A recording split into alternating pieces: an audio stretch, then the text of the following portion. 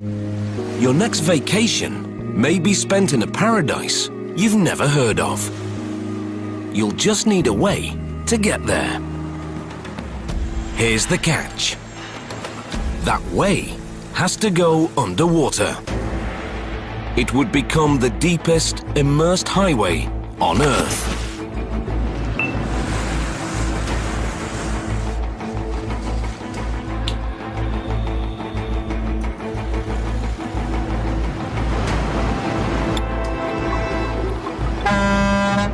Oh, they also have to build a couple of bridges. And did we mention the typhoons?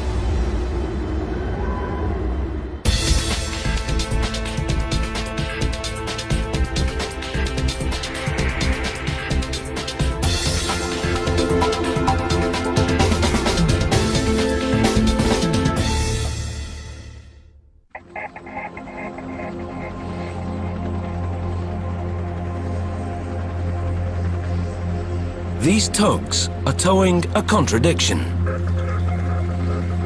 A tunnel segment that's both colossal and fragile. Come back, close. Slow down. A raft of techno breakthroughs and untested results. Bound for a place few know, to entice the world to visit. And even sway the choice for the Olympic Games.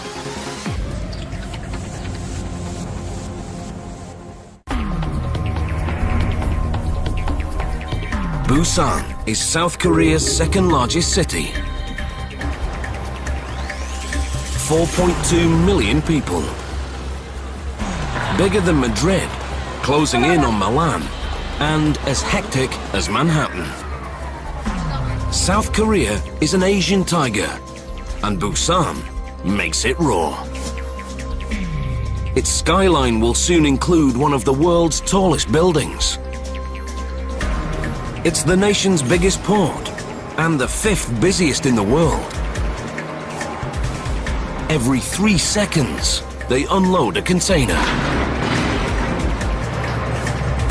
It's so busy, they had to build the sprawling Busan New Port.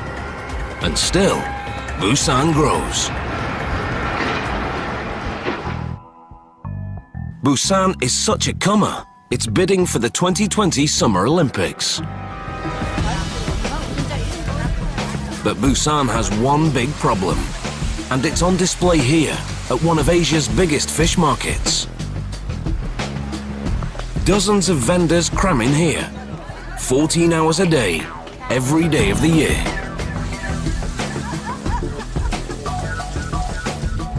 And that's the trouble with Busan.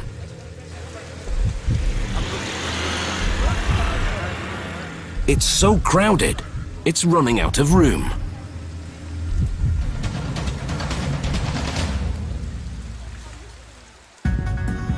The solution to Busan's problem lies just across Jinhae Bay.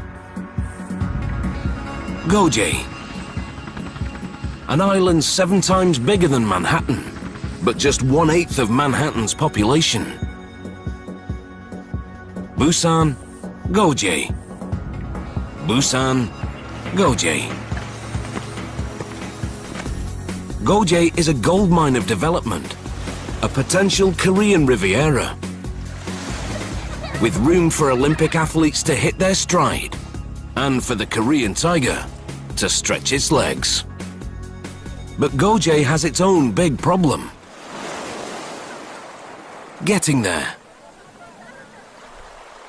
By sea, Gojae lies only 8 kilometers from Busan, but by road, it's 140 kilometers. 3.5 hours, one way. One of the world's worst commutes. Lost time and lost work costs almost $400 million a year. And it could cost Busan the Olympics. The athletes won't come if they can't get around. The solution will slash travel time from nearly half a workday to 40 minutes and revolutionize life on both sides of the bay. the Busan-Goje Fixed Link. A 4-lane highway that runs nearly 50 meters beneath the sea. Then it leaps across 2 colossal cable-stayed bridges. Altogether, longer than 80 football pitches. One of the biggest infrastructure projects in the world. Plunging 48 meters below sea level, the link will boast the deepest immersed roadway in the world.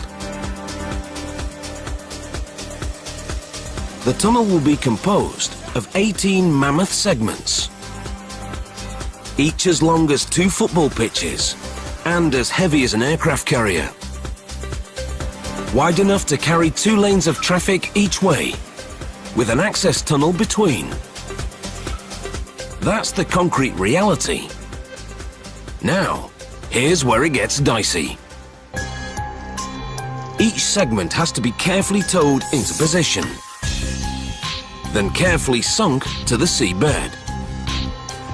And all the segments have to align within 35 millimeters, less than a thumb's width. Weather adds its own demands. This site is exposed to the open sea. There are always high waves, and the water is deep as well. It is wide open to the Northwest Pacific Ocean, so we have extreme exposure conditions for the construction period. So we've got to be ready for whatever that sends us, like big swell waves, strong winds, and even occasional typhoon. Building a tunnel like none ever seen will take techniques like none ever tried. Yet the Koreans have never built an immersed tunnel. But this country has. The Dutch have 5 centuries of experience at holding back the sea. De afzinken van tunnels. Tunnel immersion is actually a Dutch speciality. If you look at the number of immersed tunnels in the world, most of them are in the Netherlands. Dan zijn verreweg de meeste in Nederland geplaatst. The Dutch company had a zest for a challenge and the confidence that they could solve these problems. And so we were able to trust each other. But that's how we ended up working with the Dutch. This is what confidence looks like. Wil je even naar Kim hier lopen of die even met jou met dat bootje even? 21 years ago, Peter van Westendorp joined Structon at the bottom and worked his way up. He's worked on 8 underwater tunnels. Better when it's tight. Yeah. But none as daunting as the fixed link. Die sluitboot die 101. Er is niks mooier. There's just nothing better than immersing a tunnel. It's great to work with a relatively small group of people who are so focused on their job Sling the rope, please, Ace. and put in 200%. That's just amazing. Construction begins with the tunnel entrances.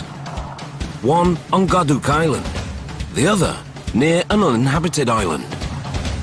From here, engineers will dig down to 12 meters below sea level to meet up with the undersea tunnel segments. But they won't tunnel through the seabed itself. If they did, the gradient would be too steep for driving. Instead, Peter's crew will lay prefabricated tunnel segments on the seabed. First, engineers dredge a trench where the tunnel will rest. To buttress the foundation, they bore concrete columns into the seabed, stopping 3 meters shy of bedrock. The reason? Earthquakes. Avoiding bedrock will give the tunnel crucial flexibility. The segments will rest on a bed of gravel to ensure an even surface. Because the bed determines the exact height of each tunnel segment, the gravel must be placed with pinpoint accuracy.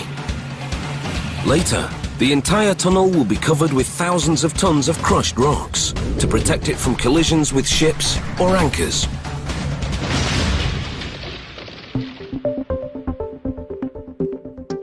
Because the tunnel segments will be prefabricated, the first challenge is finding land for a construction yard. Not an easy task in Busan. If you look around, there's not a single metre of flat land anywhere that a contractor can use as a base for the construction period. From the tunnel site, the closest spot lies 35 kilometres away. It's big enough to build up to 5 tunnel segments at a time. Each segment weighs about 48,000 tonnes and is made of 8 subsections, each twice as long as a London bus. Anyone with a basement knows water can penetrate concrete joints, potentially disastrous in an underwater tunnel. But each giant section is cast without a single joint, thanks to Korean ingenuity. We continuously poured full sections from the ground up to the top of the walls to eliminate gaps in the walls. A process lasting 24 hours. After casting, the ends are sealed with steel bulkheads, a Dutch innovation best appreciated later on the bottom of Jinhae Bay.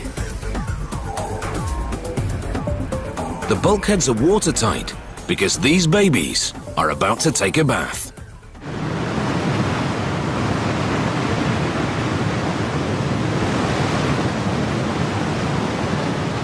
Flooding the dry dock will allow them to float the segments out to sea. The inundation of the dock takes approximately 48 hours. During the first phase, we let in water until it reaches the level of the bulkhead door. Then we'll check to see if the bulkheads are leaking. Once all the leaks are repaired, or if there are no leaks, we'll fill up the dock completely.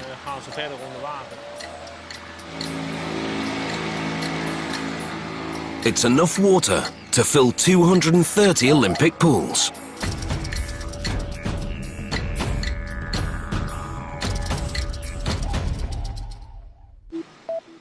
So how do you prep 48,000 tons of dead weight to float?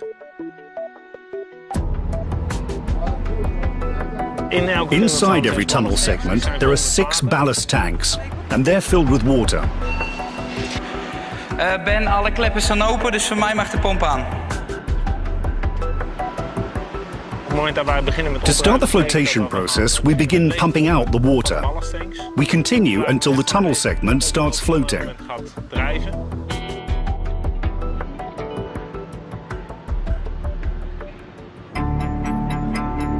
So what the tugboat has to do is to tow that slow.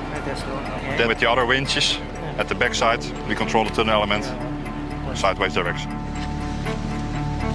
Now they can begin to warp out the segment.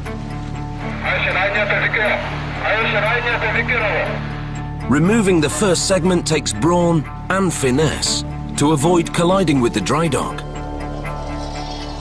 Pas erop dat hij niet van het dek afrijdt, hè? With barely 2 meters on each side, there's no room for error. Oké, Maurice, we zijn er doorheen, we zijn gekruist, dus we kunnen zo gaan remmen.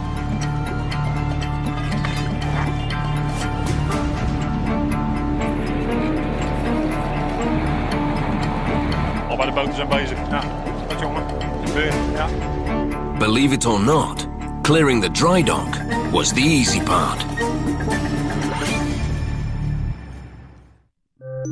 While work continues on the undersea tunnel, the rest of the Busan-Goje fixed link starts to rise. 2 giant bridges. One with 3 pylons, the other with 2.